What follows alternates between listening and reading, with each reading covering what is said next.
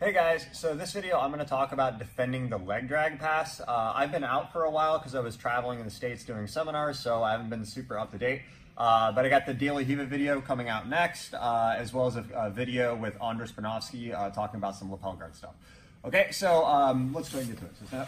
So we're going to talk about the leg drag pass. So the leg drag in general, usually it happens when you're in Daily Hiva holding the ankle or the pants, and the guy drags this leg across like this for the guard pass.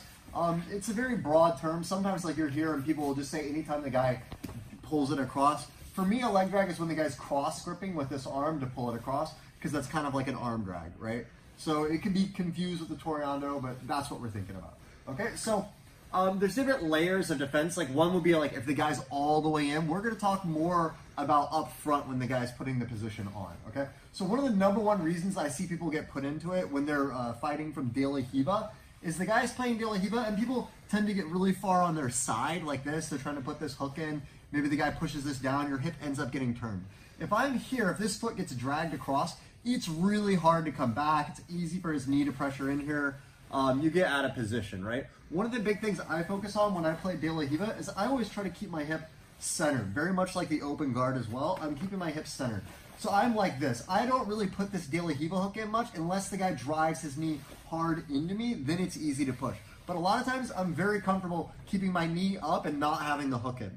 You don't always need the hook. A lot of times you'll be in this position, you just go to sit up guard, you don't need the hook. If you're doing like the low guard where you're working underneath, you don't need the hook. So, but what is doing this center position do?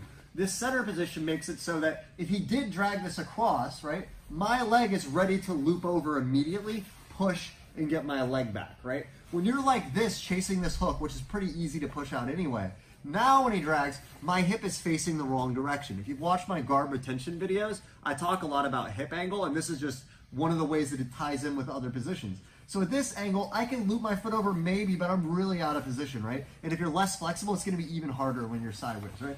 So we're just here, we're fighting like this. I'm like looking for the sleeve, the collar, the leg drag, he surprises me, no problem. I just kind of loop this foot over, I'll try to get his hip, I'll push and pull back, then come back. This will also help if he tries to drag this one across. Like if he goes this way, boom, here, like this, okay? So keeping that nice centered position, right?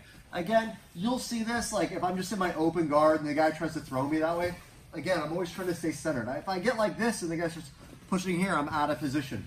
Another thing, and this again ties in with like general guard retention, but there's this whole aspect, I talk a lot about framing your hip and posting with the hands, but this subtle little movement with your hip means so much, right? Like if we're here and he's just doing, like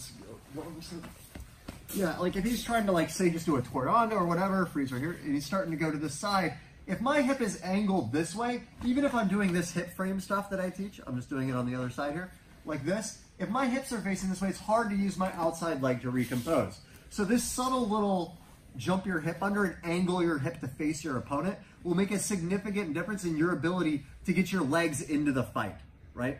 So that's the same thing I'm doing from the Daily Hiva position or from the open guard in general. I'm here, like the guy starts going this way, make sure you're tilting your hip over to face the guy, right? You can't just do this hip frame thing. He starts to go this way, but I don't actually fight with my hips. I can still be framing, go this way so I can show it. I can still be framing, push me this way, but like not engage my hips and I'm out of position, right? So just that subtle, go ahead and push now. Yeah.